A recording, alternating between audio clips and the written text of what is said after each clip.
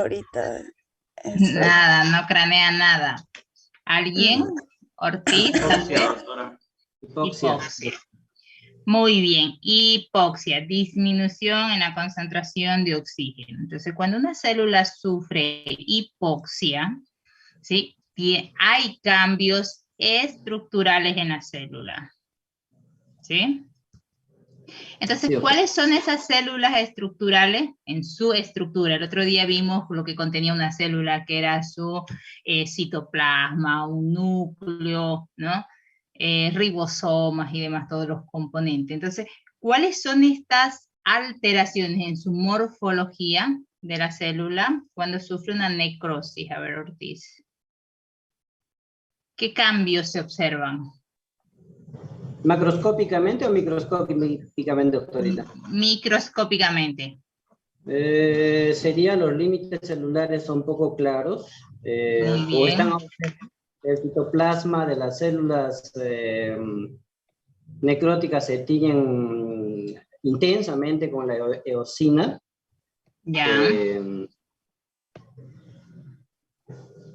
El núcleo sufre alteraciones de epignosis, cariosquisis, cariorexis, cariólisis. Bien. ¿Qué es cariólisis? A ver, hierba.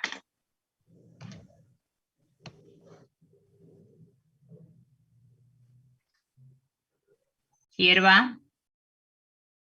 ¿No está? Sí, doctora. Cariólisis. ¿Qué significa el término cariólisis? Cariólisis. Sí. Es la lisis y la licuefacción del núcleo, doctora. Siempre que haya la terminación lisis, estamos hablando de una... Núcleo. ¿De qué? La ruptura de la célula. Ruptura. En este caso no es de la célula, es del El núcleo. Del núcleo, El núcleo. sí. Todo el material genético por ahí está en el núcleo. Cuando hablamos de daños en la estructura del citoplasma, por ahí todavía son daños degenerativos, como hablamos en la anterior clase, que puede por ahí hacerse más permeable, entrar agua o salir otro componente de la célula, pero que pueden ser una alteración todavía reversible. Cuando es a nivel ya de mitocondrias, de núcleo, por lo general ya la célula entró a un punto que se llama de no retorno, y ahí como que termina el proceso degenerativo, si lo podríamos decir así, y empieza el de necrosis, el de la muerte, ¿sí? Y hay muchas células, por ejemplo, que ya se mueren y no van a volver a funcionar. Tampoco es que se va a volver a formar otra célula con la misma función. Uno de esos órganos, por ejemplo, es el riñón. Las nefronas que se dañan, que se mueren, no se regeneran, no vuelven a funcionar. Entonces, ¿qué es lo que hacemos en la clínica como para mantener la funcionalidad de ese órgano? Simplemente evitar que se mueran más células, ¿sí? Más nefronas. O sea, que las que están todavía sin dañarse puedan funcionar y puedan mantener las funciones, todas las funciones que tiene ese órgano. Bien. Bueno, se va a cortar. Cuéllar está. Cuéllar, sí. Vamos.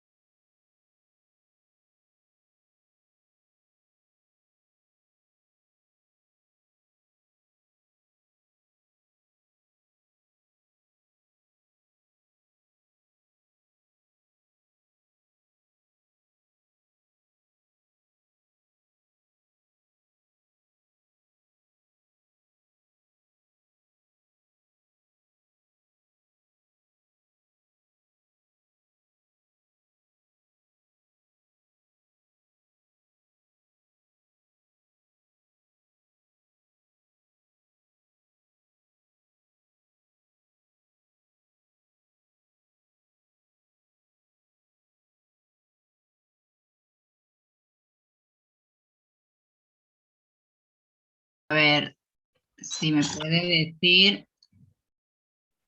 Está Cuellar por ahí. Ya ingresó. Cuellar. Cuellar, a ver. Dígame la diferencia entre la apoptosis y la necrosis. Podría decir que la necrosis, digamos, no es algo que el organismo haya programado. En cambio, en la apoptosis es como, también se la conoce como el suicidio celular, que es para que las células sean reemplazadas. Ya, y estructuralmente, ¿qué cambios hay en una necrosis y en una apoptosis? ¿Hay alguna diferencia?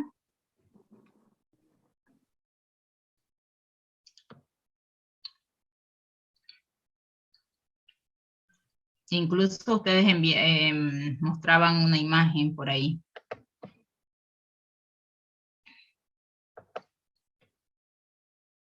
Que las células en una de las fases de la apoptosis son fagocitadas, que son degradadas.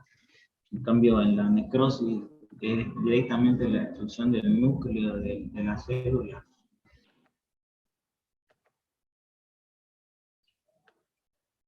¿Quieren ponerlo a ver el cuadrito?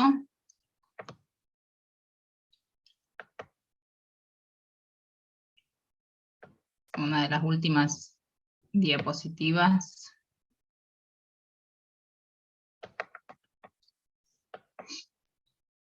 No está habilitado para compartir pantalla.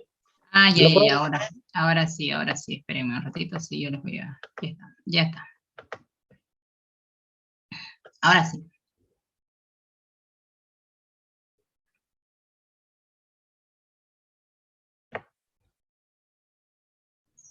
¿Se ve mi pantalla? Sí, se ve. Se ve. Tenía otro cuadrito que estaba la diferencia entre apoptosis y ahí creo. Fíjense. Ahí sí lo agranda.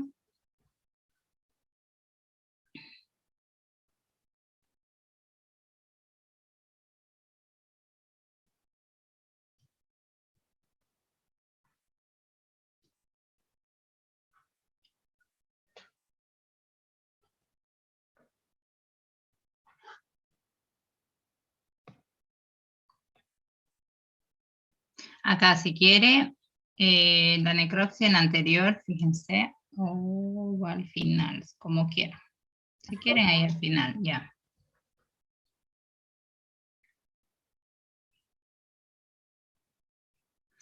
Fíjense, esa es la diferencia entre una necrosis y una apoptosis. Al ser la necrosis, ¿sí?, una muerte que no está programada y que suceden por diferentes mecanismos que ustedes también lo hablaron. Uno puede ser por la incapacidad por ahí de recibir oxígeno, ¿sí?, por hipoxia, por falta de nutrientes, por problemas mecánicos. Y la parte por ahí que en sanidad animal nos interesa es la presencia de algunos virus, bacterias, algunos agentes patógenos que lesionan estas células, ¿sí? Entonces, que como van a ser sustancias exógenas, ¿sí? Y en el caso de la apoptosis es como que de dentro hacia afuera se va a ir como que, si le podemos decir, no sé, a ver, secando, algo así, como que momificando por ahí la célula, ¿sí? Y en el cambio de la necrosis, como que estalla, digamos, ¿no? Como que al haber unas sustancias exógenas, su tamaño de la célula empieza a crecer, ya sea porque le faltó o que se enfrentó a cualquiera de estas situaciones, ¿sí? Se rompe su membrana plasmática. En cambio, en la apoptosis, esta estructura se ve intacta, ¿sí? Se va como que digiriendo desde adentro todos sus componentes, y se van liberando estos que se llaman cuerpos apoptóticos, que son como restos de su citoplasma, Les voy a mostrar a ver una imagen después, ¿sí? Y en cambio, acá ustedes lo tienen, ¿no? Ah, perfecto, perfecto, ya, está bienísimo. Acá fíjense, esta es una hermosa imagen, quédense con esa imagen por ahí. Tenemos la célula intacta en la parte de arriba, ¿sí? Con su citoplasma, sus componentes citoplasmáticos, sus núcleos, sus ribosomas, todo. Y acá miren que la necrosis como que estallase la célula, ¿sí? Entonces hay la cariolisis, que es la destrucción de este núcleo, ¿sí? Como que se vuelven pedacitos esos núcleos. Entonces, en la apoptosis es como que se va desintegrando, pero empiezan a aparecer estos, pueden ser unos cuerpos apoptósicos, ¿sí? Pero no es que su citoplasma, fíjense, que se mantiene el citoplasma y van saliendo pedazos o fragmentos de esta célula, y se van destruyendo porque van a ser captados por el sistema retículo macrofágico y lo van a fagocitar estas estructuras, ¿sí? Entonces, esa es la diferencia entre una necrosis y una apoptosis, viéndolo desde la parte microscópica de lo que sucede dentro de la célula. ¿Sí? ¿Les quedó claro? Sí, doctora. Tapia. A ver, un término que vamos a cambiar ahí esa imagen. ¿Qué entiende cuando hablamos de autólisis?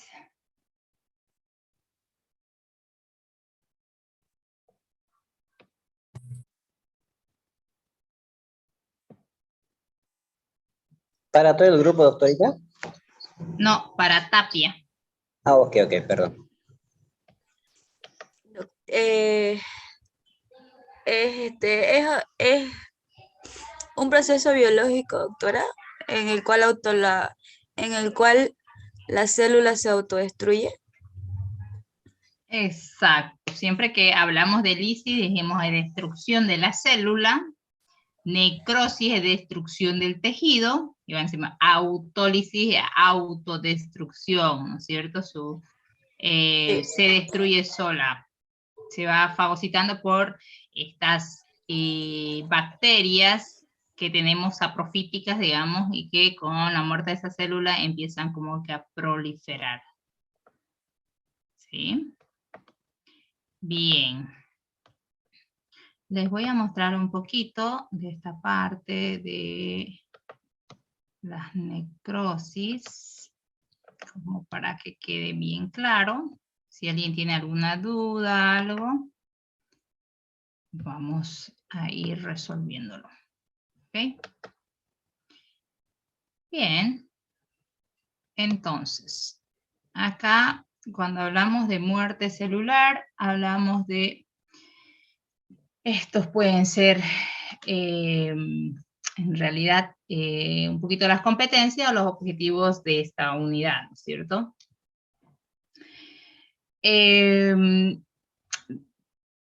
Conocer la definición de lo que es necropsis con sus diferentes tipos, que lo hablaron muy bien sus compañeros, lo describieron muy bien, diferenciar de una apoptosis de una necrosis, porque, por ejemplo, el patólogo tiene que saber si esa lesión es por una apoptosis o es una necrosis. Cuando estamos hablando de necrosis, el clínico, la terapia va a ser diferente porque yo sé que hay algo exógeno que está dañando esa célula que no debería morir. Si se murió por alguna causa, identificar esa causa y evitar que se siga muriendo más, ¿no? Si es un proceso infeccioso, bacteriano, vírico, parasitario, lo que sea que esté produciendo esa necrosis, pues evitar, porque hay órganos que, como les decía, como una nefrona que no se regenera, y que si se siguen muriendo vamos a llegar a una insuficiencia renal, ¿sí? Entonces el riñón va a perder la capacidad de cumplir todas sus funciones, el organismo se va a intoxicar y demás, porque todas las sustancias de desecho no se van a poder eliminar por la orina, ¿no? Entonces, Y cuando es una apoptosis, obviamente el patólogo va a saber que eso es una muerte programada, que es parte del control de las células incluso. Así que es normal. ¿Ok? Bien, y aquí también sus compañeros hablaron muy bien que estas eran todas las principales causas del daño, ¿sí? Daños mecánicos, térmicos, de radiación pueden producir una lesión celular y dependerá del daño, de la intensidad del daño de los órganos de la célula dañada para que esto sea una degeneración o sea una necrosis, ¿sí? La presencia de algunos agentes exógenos también, toxinas, fármacos, a veces el hecho de la presencia de un parásito por ahí no causa la necrosis, pero si estas eliminan unas toxinas, pues sí pueden producir una intoxicación, una muerte de esa célula, ¿no? Fármacos, venenos, ¿sí? Y algunas sustancias químicas endógenas, como lo que son los radicales libres, que son las que se vienen más que todo evitando en las células, ¿no? Para evitar incluso su envejecimiento y su apoptosis.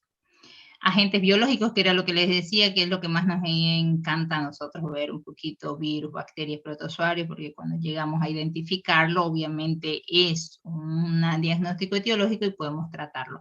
A veces estos otros cambios en algunas sustancias endógenas son mucho más difíciles de diagnosticarlas, ¿no? La falta de nutrientes esenciales como la falta de oxígeno, de agua, de glucosa, vitaminas, proteínas y demás van a alterar la célula, ¿sí? Si no tienen nutrientes, obviamente se van a morir también, si no tienen oxígeno también, agua, ¿no? Algunas reacciones inmunológicas o algunas alteraciones genéticas también. Entonces, tenemos que un daño celular puede ocurrir por una hipoxia. Dijimos, la hipoxia es la disminución en el aporte de oxígeno, ya sea a la célula y por ende a un grupo de células, un tejido, que puede originarse por una isquemia, lo hablábamos bien, que esta es la disminución del aporte de oxígeno, que puede ser causada por alguna alteración en la circulación, en el vaso sanguíneo. Puede ser un trombo, por ejemplo, ¿sí? ¿Se acuerdan que era un trombo? ¿Alguien? Era un coágulo de sangre que podía, o no necesariamente ser un coágulo, pero que podía ir por los vasos sanguíneos. El trombo, Esa era otra. relaciónenlo con los trombocitos. ¿Quiénes son los trombocitos? ¿Se acuerdan? Trombocitos o plaquetas. Es la plaqueta de la sangre de los vertebrados, ¿no, doctora? No. Los trombocitos sí. Y el trombo es la agregación de estas plaquetas, es un coágulo, que puede pegarse ahí en una pared vascular, porque los trombocitos se pegan a la pared vascular, y entonces lo que van a hacer es obstruir el flujo sanguíneo, ¿sí? Pongamos que esta es la sangre, el vaso sanguíneo, y por esta sangre, por este vaso, recorre la sangre. La sangre tiene los componentes de eritrocitos, leucocitos, plaquetas y agua. En el agua, que es el plasma, está todo lo que llamamos las proteínas, los inmunoglobulinas, las vitaminas y todo. ¿Ok? Entonces, esas plaquetas lo que hacen es formar un coágulo, aquí, ¿sí? Y pueden obstruir este paso, este flujo sanguíneo. Fíjense, aquí en este lado se redujo casi al 50% la capacidad de flujo comparado con este donde no hay el trombo, ¿sí? Y entonces esto lo que va a hacer es disminuir el flujo de sangre que le llega a los tejidos o a los órganos.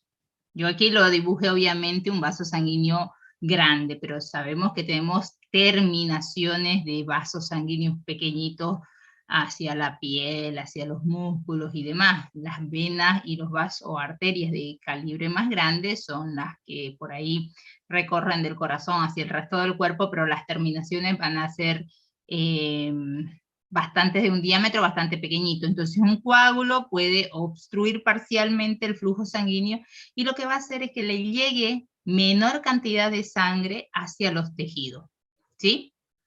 Ahora, un émbolo puede también causar lo mismo. Y a diferencia del trombo, ¿qué es un émbolo? ¿Alguien se acuerda? Que lo vimos ahí en la parte de circulación, alteraciones en la circulación.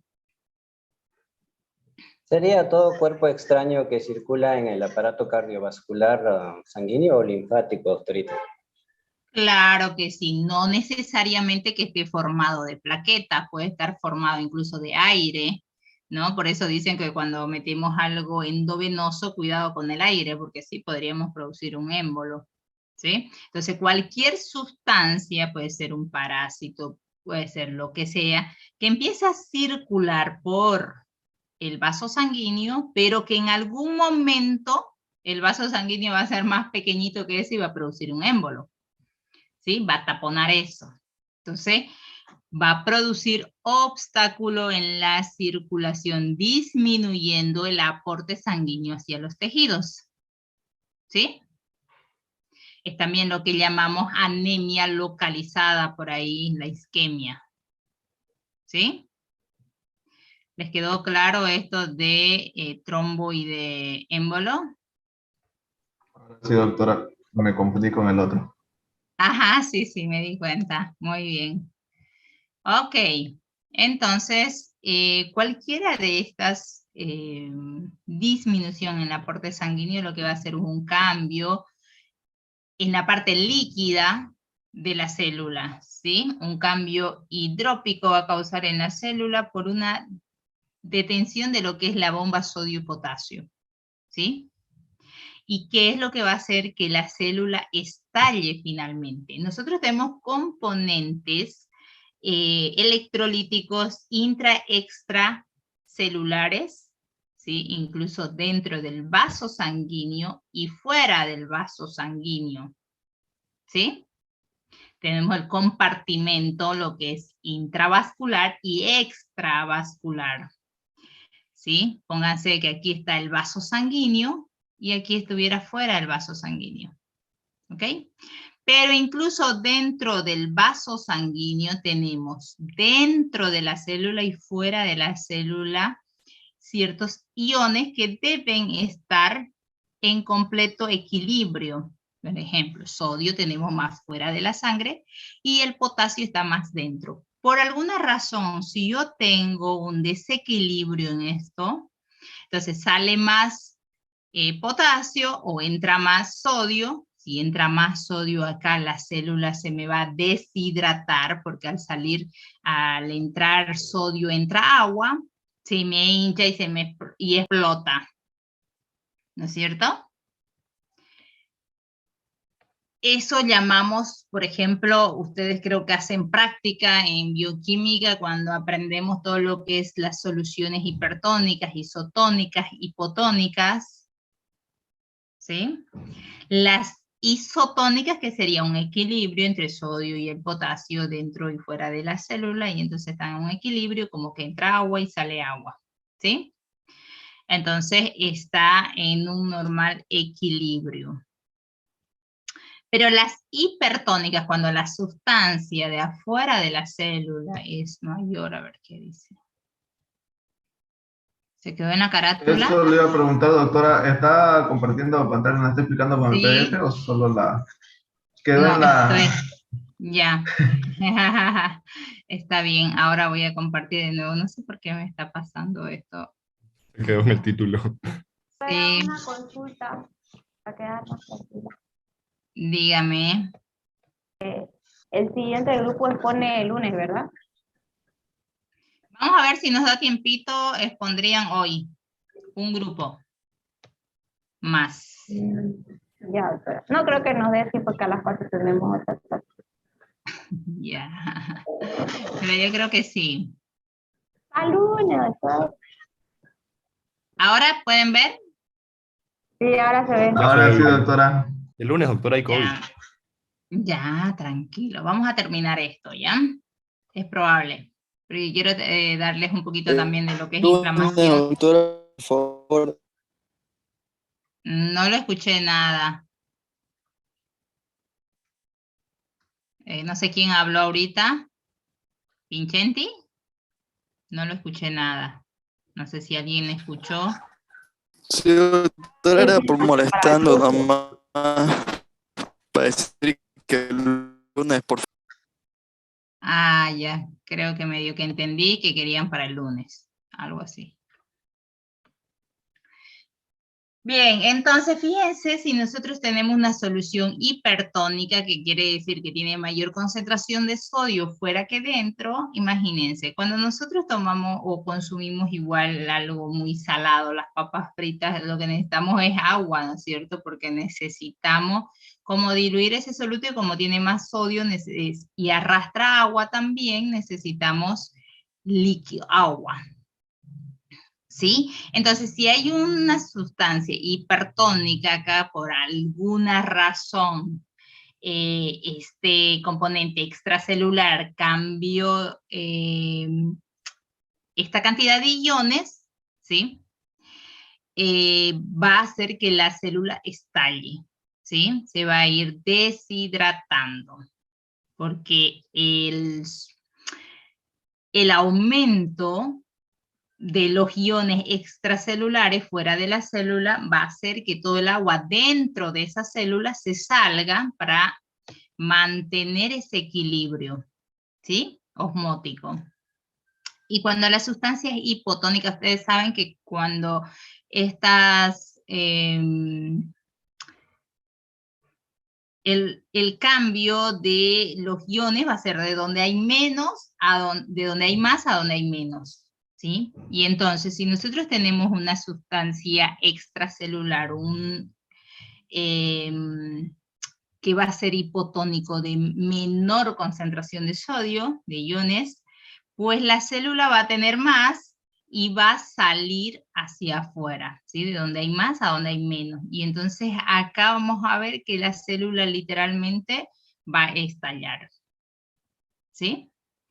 Entonces, eso sucede con las células cuando sufren estas necrosis por deficiencia de nutrientes, por deficiencia de oxígeno, por cualquiera de las situaciones, ¿sí?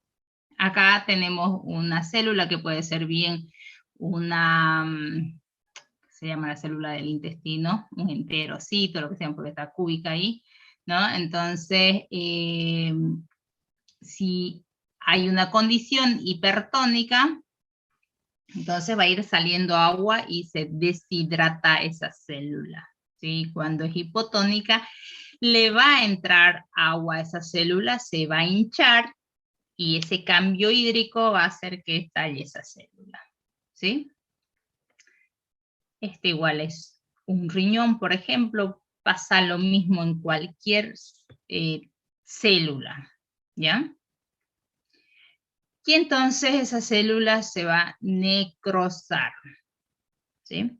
Cualquiera de estos cambios que sucedan en una célula, ya sea una alteración a nivel de la respiración aeróbica, que sabemos que es la en donde se produce la glucólisis y termina con los ATP, si no tenemos ATP obviamente va a haber una muerte en la célula porque no hay energía. Si se rompen las membranas, sí, vamos a entrar, va a ingresar a la célula, porque la membrana, dijimos, es la que separa el medio interno de la célula al medio externo, y que va a dejar ingresar sustancias que no deberían ingresar, por eso tienen toda una capa bilipídica que es muy selectiva, que va a dejar entrar ciertas sustancias y otras no, ¿sí? Que si hay un daño a nivel de la síntesis de las proteínas, obviamente también vamos a tener una necrosis, o si es el daño en el material genético, ¿sí? Entonces, bien, cuando disminuye este aporte de oxígeno, tenemos una célula con hipoxia, ¿sí? ¿Qué es lo que va a pasar? Vamos a tener la alteración a nivel de las mitocondrias, que ahí es un daño bien fuerte ya, en donde se produce la fosforilación oxidativa, en donde se produce los ATP, ¿sí? Hay este cambio de sodio-potasio que dijimos, hay la entrada de calcio, de agua, la salida del sodio, y lo que se va a producir es unas vesículas, se va a hinchar la célula, pero cuando solo tenemos el problema hasta acá, puede haber todavía un retorno, ¿sí? Si el agente que está causando esto desaparece, la célula puede volver a funcionar. Pero si ya pasa de esto, vamos a ver que ya es el punto de no retorno que le llamamos, y que aquí ya se murió la célula, ¿sí? Bien. Entonces, además de disminuir la ATP, ¿sí? Que es la glucólisis, yo le decía que es a través del cual se forman los ATP, el pH va a bajar, vamos a tener acidosis por ahí, ¿sí? Y toda esta liberación de sustancias hacen que por ahí nosotros podamos identificar algunas células si están muriendo o no. Por ejemplo, ¿sí? Cuando baja el pH y la liberación de las enzimas, ¿sí? Hay muchas células que presentan algunas enzimas que nosotros podemos utilizarlas como para monitorear esa célula, ¿sí? Por ejemplo, los hepatocitos. ¿Ustedes alguna vez se han hecho alguna evaluación hepática como para ver la funcionalidad del hígado o alguno de esos animalitos?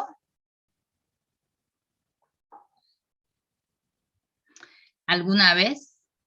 ¿O la funcionalidad renal? ¿No? ¿Nunca? No. No, mucha juventud, divino tesoro, no sufren alteraciones de nada, todos sus órganos chalinga. Pero, Doctora, ¿sí? yo la hice medir a mi hijo eso. A su hijo. Sí. Para ver la funcionalidad hepática. Sí. Ya. Y lo que medimos justamente son enzimas, ¿sí? Fíjense que este es un hepatocito. Este es un hepatocito, ¿sí?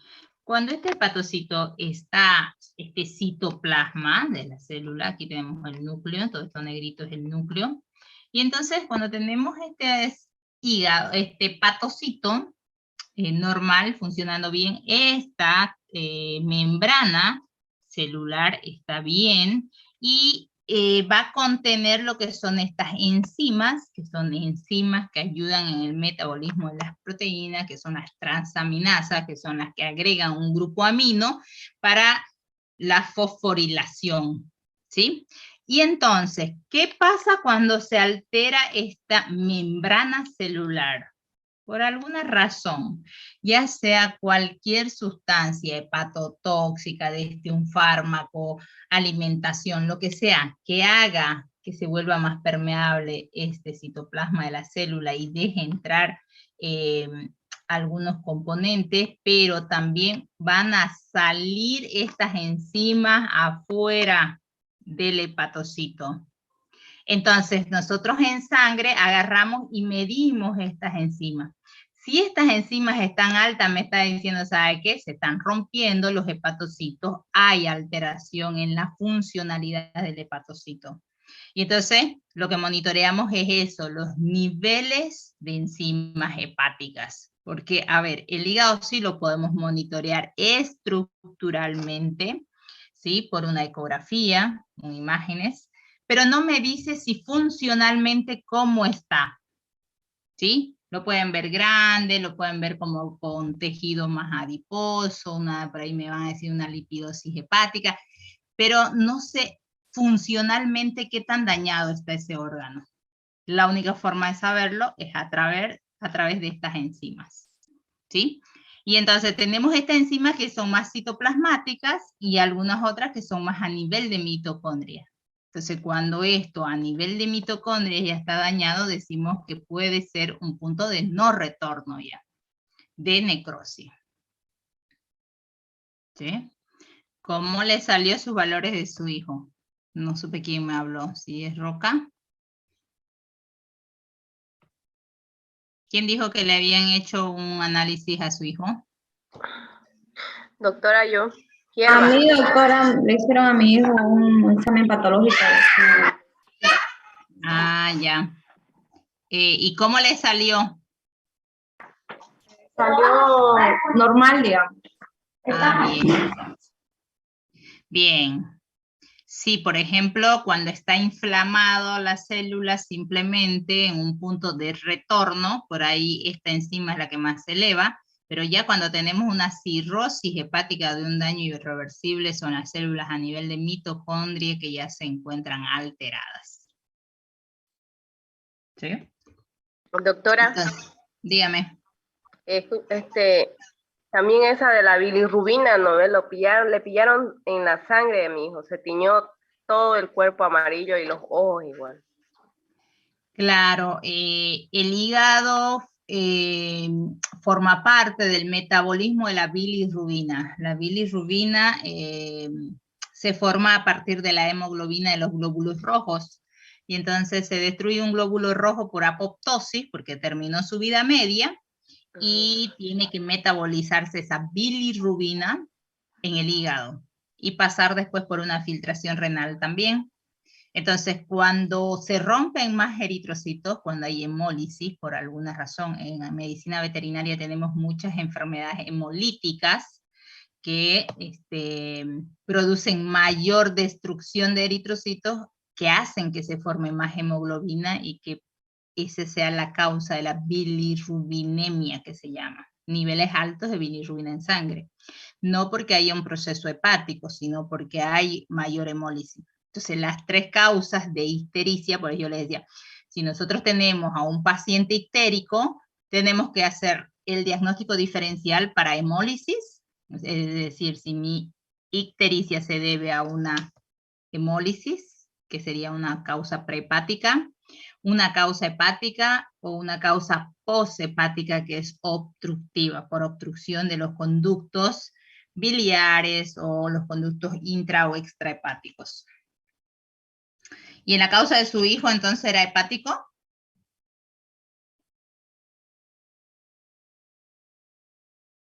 ¿Su ictericia? ¿Doctora? ¿Su ictericia era de origen hepática?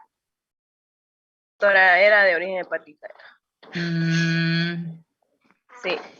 Estaba más... ¿Cómo dijo? Y es difícil a veces identificar, bueno, las hepatitis víricas por ahí causan eso, ¿no? Sí, doctora. Era por los embutidos, doctora, no era por la grasa de él. Puro embutidos comía, o sea, chorizo, galletitas así en bolsa. Sí. Entonces, estas sustancias hacen que estos hepatocitos mueran, vayan muriendo, y ya cuando hay insuficiencia hepática, la bilirrubina está alta. Bueno, es un órgano muy generoso que se regenera fácilmente, incluso de pequeñas porciones que trasplantan, después es funcional casi parte completo del hígado, ¿no? Entonces es un órgano muy generoso. A diferencia, por ejemplo, del riñón, de las nefronas, que no se regeneran. Qué bien. ¿Está bien entonces ya su hijo? Sí, dijo, pero el doctor dijo que puede volver a volver a venir eso, dijo doctora. Claro que sí, si continúan y no evitan la causa que produjo la lesión, ¿no? Claro. Lo más raro, doctora, que mi hijo reaccionó a los 2 días, ya él bajó mucho, porque era altísimo sus niveles de bilirrubina. Altísimo, algo de 300 y tanto, parece que dijo el doctor, no me acuerdo cuánto, pero por ahí estaba. Si tiene claro, si tiene la posibilidad de llevarlo a un hepatólogo, es decir, al que estudia solo el hígado, a un especialista, porque a veces los pediatras, pues no sé quién nos revisa a su hijo, si es solo un pediatra general, es lo general que sabemos, pero puede que por ahí incluso necesiten hacer una biopsia hepática como para identificar la lesión del hígado, ¿no? Sí, Tal vez doctora. no es, o sea, el clínico pudo haber pensado que eran los chorizos y demás, pero no hay cómo confirmarlo. Doctora, también tenía un parásito. ¿Qué parásito? Verduras, doctora. No me acuerdo ¿Qué? qué parásito. Ah, porque en bovino, por ejemplo, la que produce obstrucción y la ictericia debe ser obstructiva es la fasciola hepática, por ejemplo. Pero No, no no sé, era eso. No era. Ujú. claro, pues porque eso es en animales, pero en humanas no sé. De todas Sí, maneras, por ahí debiera consultar a un hepatólogo, sí, como para doctora. que le dé mejor. Haga un esfuerzo. Sí.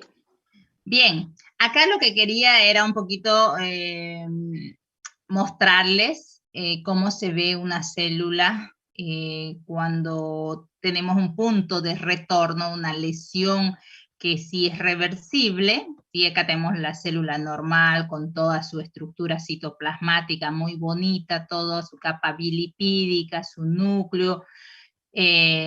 Tenemos todo lo que son las mitocondrias, el retículo endoplasmático, que es muy importante también en el funcionamiento de las células, ¿no? Y demás. Pero cuando esta célula cambia, por eso hay una hipoxia, lo que sea, decíamos que en este punto de retorno todavía puede ser un proceso degenerativo nada más, y que si el agente que lo causó desaparece, puede volver a ser funcional, ¿sí?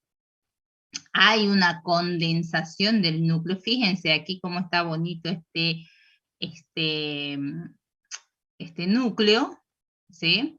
Y acá como que se vuelve más denso todos sus componentes, ¿sí? Aquí puede haber una autofagia y vemos estas pequeñas vesículas que se van haciendo por el desequilibrio de las sustancias tanto intra como extracelulares. Y en este punto de no retorno, fíjense, esta falta ya de continuidad de las células. Si no hay esto, que es lo que protege a las sustancias internas de su medio externo, obviamente la célula ya no puede funcionar, ¿sí? Entonces ahí ya tenemos la pignosis del núcleo, mucho más condensado, ¿no es cierto? Y en el caso de las apoptosis vamos a tener estas, que son estas vesículas que se van fragmentando, que muy bien lo veíamos en las imágenes de sus compañeros de la exposición. ¿Sí? Entonces, eso es lo que pasa en una necrosis, ¿sí? La cariorrexis, la pignosis, que se pinta mucho más intenso, se colorea mucho más intenso, no se ve este núcleo como debiera verse con los nucleolos normales ahí, y finalmente la cariólisis, que es la destrucción por completo del núcleo, ¿no? De esta cromatina del núcleo. ¿Ok?